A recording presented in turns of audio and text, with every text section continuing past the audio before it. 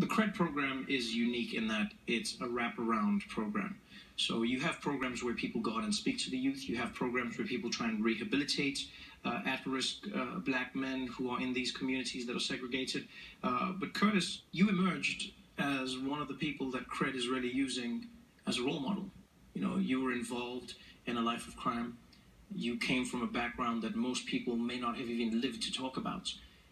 Tell us about your story and tell us how you got to this place where you went from being someone involved in crime, someone spending time in jail, to someone who is now a mentor and a role model. Earlier today, we had a conversation, and it was very interesting that you said that, you know, that violence is violence wherever you go, right? And wherever you have impoverished communities, there's usually violence.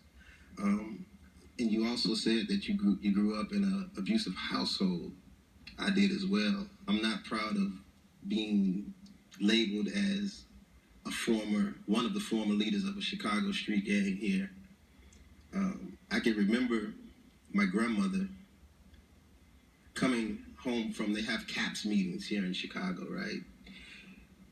And block club meetings. And she came home and she was in tears, and she said, the whole meeting was about you and how you should be locked up and never let out because you're destroying our community.